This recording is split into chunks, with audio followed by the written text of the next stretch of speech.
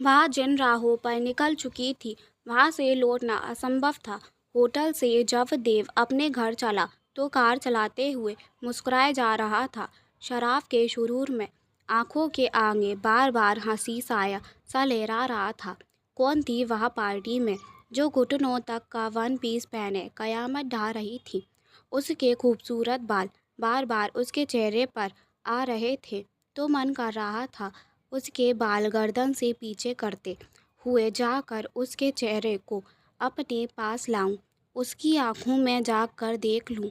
समुद्र सी वह लड़की मेरे दिल को भा गई थी। ऊपर से नीचे तक जैसे एक सांचे में ढला शरीर देव के दिमाग में अटक गया था। उसे बाहों में भर कर प्यार करने को दिल कर रहा है। यह सब सोचते हुए देव जोर से हंस पड़ा। स्वयं से ही बातों में मगन था। पूरी पार्टी में सबसे मज़ेदार बात तो यह रही थी कि वह भी मुझे चोरी चोरी देख रही थी। उसे क्या पता कि कोई लड़की अगर चोरी चोरी भी देव चौधरी को निहारती है तो देव चौधरी को पता चल जाता है। देव इस फील्ड का शातिर खिलाड़ी जो है। चलो अब घर जाकर उस कयामत की कुल्टनी निकालते हैं और इसमें मेरा यार प्रशांत ही मेरी हेल्प करेगा। पार्टी ख़त्म होते ही वह पहले फेसबुक पर फ़ोटो पोस्ट करेगा, फिर घर जाएगा और उनमें वह खूबसूरत भला मुझे ज़रूर दिखेगी, इसमें कोई शक नहीं।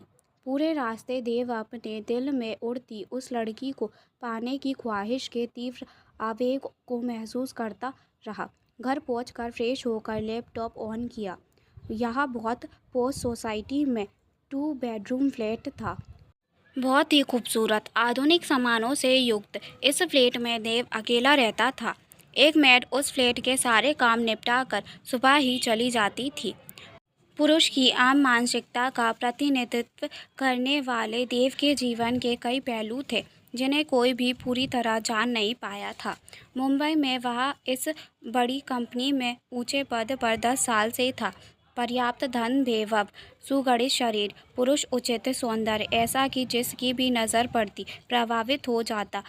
शराब और शबाब, इन 2 चीज़ों की उसके जीवन में खास जगह थी। औरत उसके लिए बस बिस्तर की चीज़ थी। जिस पर भी कभी उसका दिल आता उसे अपने बेडरूम तक ही ला कर छोड़ता। अपनी बातों और अपने व्यक्तित्व का पूरा फ़ायदा उठाते हुए अब तक ना जाने कितनी लड़कियों से संबंध बना चुका था जिसकी किसी को भी कभी भनक नहीं लग पाई थी। ऑफिस में उसकी छवि बेदाग थी, एक कर्मठ सच्चरित्र इंसान की छवि थी। उसका मानना था कि इस बात से उसे किक मिलती थी कि वह किसी भी लड़की से संबंध रख सकता है, जब जी चाहे उसे कैन कैन प्रकार जान छुड़ा सकता है और बेदाग छवि लेकर फिर जीवन में अगले शिखर पर निकल सकता है। सारी अय्याशियों के बाद भी सब उसे अच्छा ही समझते रहे। यही उसके जीवन का रोमांच था। ऑफिस में वह अलग देव होता। नए हुसन के साथ अकेलापन मिलते ही नया देव खड़ा हो जाता। वह विवाहित था।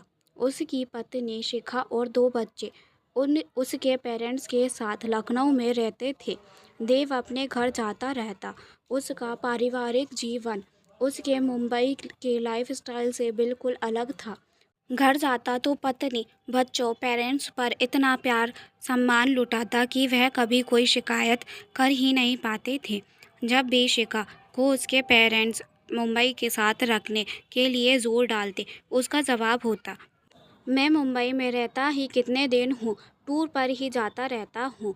वहाँ अकेले इतने बड़े शहर में ये लोग परेशान ही होंगे। शिखा सीधी सादी पति की बात मानने वाली युवती थी, पढ़ी लिखी थी, पर अपने कंफर्ट जोन में रहने वाली। देव जब जब शिखा के साथ होता उसके आगे पीछे दीवाना बन कर घूमता। वह पत्नी पर दिलो जान से मोहब्बत लुटाने वाला पति था। जितने रात दिन शिखा के साथ बिताता, मुंबई में दूर रहने की सारी कसर पूरी कर लेता। शिखा उसके प्यार में डूबी देव के फिर अगली बार आने का इंतज़ार करती। दोनों हमेशा व्हाट्सएप फ़ोन पर संपर्क में रहते। देव उसे 2-3 बार मुंबई 10 दिन के लिए ले गया था। खूबसूरत दिन गुजारते। शिखा को भी लगता कि देव टूर पर ही तो रहता है। कुछ दिन पूरे जोशो शोर के साथ बिताकर शिखा पर अपना बेइंतहा प्यार लुटाकर देव उसे वापस लखनऊ भेज देता। अचानक शिखा का फ़ोन आ गया। देव ने पहली घंटी में ही झट से उसका फ़ोन उठाया। कहाँ हो देव, कितने फ़ोन किए, घर आ गए ना, कैसी रही पार्टी? देव ने प्यार भरे स्वर में कहा। हाँ बस अभी आया हूँ, वहाँ शोर में फ़ोन सुना ही नहीं। सॉरी, तुम्हारे बिना कोई पार्टी अच्छी नहीं लगती, सब बोरिंग लगता है। प्रशांत ने बुलाया था, बस हाजिरी दे आया। Oh I love you Dev. Me too dear. माता पिताजी कैसे हैं, बच्चे कैसे हैं? सब अच्छे हैं। अरे हाँ, यही बताने के लिए फ़ोन कर रही थी कि बच्चों का रिज़ल्ट बहुत अच्छा आया है। दोनों अपनी क्लास में फ़र्स्ट आए हैं। अरे वाह, इन सब का क्रेडिट तुम्हें ही जाता है dear. I am proud of you. Shikha, तुमने वहाँ सब संभाल रखा है, तभी मैं यहाँ निश्चिंत होकर काम कर पाता हूँ। तुम्हारे जैसी पत्नी पाकर मैं बहुत खुश हूँ। Love you sweetheart. Shikha खिल उठी। थैंक्स देव, गुड नाइट कहकर देव ने फ़ोन रख दिया। उसने फ़ोन रख कर आंखें बंद की, शिखा को याद किया। उसके लिए शिखा विश्वास की प्रतिमूर्ति थी, एक प्रतिमा थी जिसे वह दिल में बिठा सकता था। लेकिन देव जीवन चाहता था, हलचल चाहता था, अपनी नसों में गर्म खून का मदक प्रभाव चाहता था। देव ने एक पैक बनाया, आराम से तकिया का सहारा लेकर फेसबुक खोला। देखते ही हंस पड़ा। या प्रशांत भी ना, इसके फ़ोटो पोस्ट करने की भी हद है।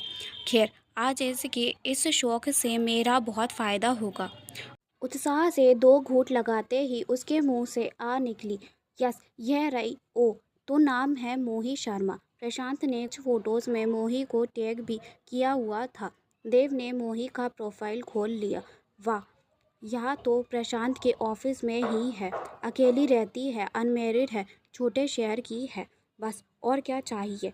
मोही शर्मा बहुत सुंदर हो यार। एक फ़ोटो में उसे मोही का यौवन उन्माद का प्रतिबिंब सा लगा। वह मौन भाव से मोही के सौंदर्य को निहारता रहा। नशे में डूबे देव ने लैपटॉप पर झुककर मोही के चेहरे को छुआ। अब तो इस घर में जल्दी ही मेरे साथ होगी मोही, मेरे साथ मुझसे लिपटी हुई, मेरी बाहों में, मेरे प्यार में धुत। देव बाकी फ़ोटोज़ भी देखने लगा। अचानक देव ज़ोर से हंस पड़ा। ओ मोही, तुमने मेरी प्रोफाइल देखी है? तुम्हें तुम्हारी प्रोफाइल से जान चुका हूँ मैं, मज़ा आएगा। तुम शेर तो मैं शवा शेर। आओ मोही, मेरी रंगीन दुनिया में तुम्हारा स्वागत है। Welcome to the devil's den. आगे पड़े। जब देव और मोही पहली बार मिले तो क्या हुआ, किसने किसको जाल में फंसाया? नेक्स्ट पार्ट के लिए हमारे चैनल को सब्सक्राइब ज़रूर करें। धन्यवाद।